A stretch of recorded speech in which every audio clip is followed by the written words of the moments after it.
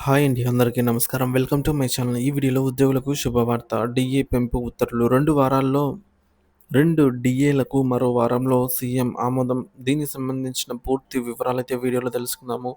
వీడియోని ఎక్కడే కానీ స్కిప్ చేయకుండా చివరి దాకా చూసేయండి. అప్పుడే ఇన్ఫర్మేషన్ పూర్తిగా అర్థమవుతుంది.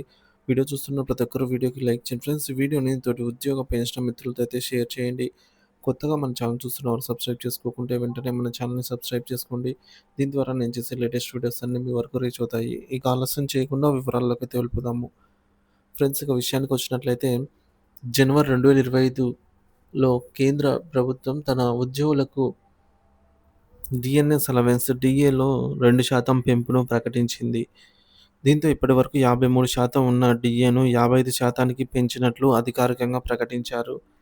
దీనివల్ల దేశవ్యాప్తంగా ఉన్న 48.66 లక్షల మంది కేంద్ర ప్రభుత్వ ఉద్యోగులు, ఇటు 66 లక్షల పైగా ఉన్నటువంటి పెన్షన్‌దారులకు నేరుగా లబ్ధి చేకూరనుంది.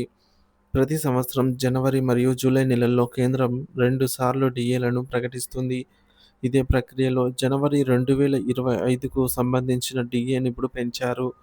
ఈ పెంపుతో ఉద్యోగుల మానసిక వేతనాల్లో కొంత పెరుగుదల కనిపించనుంది. ఇది పెన్షనర్లకి కూడా వర్తిస్తుంది. ఎందుకంటే పెన్షన్లు కూడా డీఏ ఆధారంగా సవరించబడతాయి. తెలంగాణ ప్రభుత్వ ఉద్యోగులకు డీఏ పెంపు పరిస్థితి. ఇదే సమయంలో తెలంగాణ రాష్ట్ర ప్రభుత్వం డీఏల విషయంలో చాలా వెనుకబడి ఉంది. ప్రస్తుతం జూలై 2022కు సంబంధించినటువంటి డీఏ అమల్లో ఉందన్నమాట. సో, దీన్ని కూడా పూర్తిగా అమలు చేయకపోవడం గమనార్హం. ఇక్కడ చూసినట్లయితే డీఏ బకాయిలు వరుసగా జూలై 2022 డీఏ ఇంకా పూర్తి కాలేదు. జనవరి 2023 డీఏ ప్రకటించాల్సి ఉంది. జూలై 2023 డీఏ ప్రకటించాల్సి ఉంది. జనవరి 2024 డీఏ ప్రకటించాల్సి ఉంది. జూలై 2024 డీఏ ప్రకటించాల్సి ఉంది.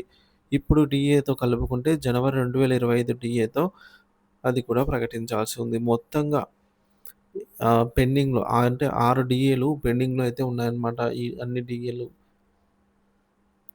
ప్రస్తుతం తెలంగాణ ఉద్యోగులకు 33.67% డీఏ వస్తుంది. అయితే కేంద్రానికి సమానంగా రావాలంటే 41.86% వరకు రావాలి. అంటే కేంద్ర ఉద్యోగుల స్థాయికి చేరాలంటే కనీసం మరో 8.19% డీఏ ఇవ్వాల్సి ఉంటుంది. ఇకపోతే పీఆర్సీ పరిస్థితి. ఇంకొక ముఖ్యమైన అంశం పీఆర్సీ పే రివిజన్ కమిషన్. ప్రస్తుతం రాష్ట్ర ప్రభుత్వ ఉద్యోగులు కొత్త పీఆర్సీ కోసం ఎదురుచూస్తున్నారు. పీఆర్సీ గానీ, పెండింగ్ డీఏలు గానీ ప్రభుత్వం ఇప్పటివరకు స్పష్టమైన ప్రకటన కోసం సమాచారం అయితే అధికారికంగా రాలేదు. రావాల్సి ఉందన్నమాట. ఇకపోతే పీఆర్సీ ఇచ్చిన తర్వాత కూడా 3 డీఏలు ఇంకా పెండింగ్‌లోనే ఉంటాయి. కేంద్ర ప్రభుత్వం నిర్ణయాలు తీసుకుంటూ ప్రతి 6 నెలలకు డీఏ పెంపు చేస్తూ ఉద్యోగులకు, పెన్షనర్లకు ఊరట కలిగిస్తోంది. రాష్ట్రం మాత్రం ఇదే విషయంలో జాప్యం చేస్తూ ఉద్యోగుల్లో నిరాశ, అసంతృప్తిని పెంచుతోంది. డీఏల విషయంలో సమకాలీన విధానం లేకుండా తెలంగాణ ఉద్యోగులు కేంద్ర ఉద్యోగులతో పోలిస్తే వెనుకబడే ప్రమాదం ఉంది.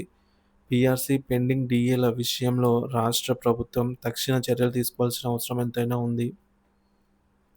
ఇకపోతే ఏపీలో కూడా మనకు జనవరి 2024 అలాగే జూలై 2024 తర్వాత జనవరి 2025కు సంబంధించిన డీఏలు ప్రకటించాల్సి ఉందన్నమాట. ఈ 3 డీఏలకు గాను కనీసం ఈ 2 డీఏలను ప్రకటించాలి అని చెప్పేసి కేంద్రం రాష్ట్ర ప్రభుత్వం భావిస్తోంది.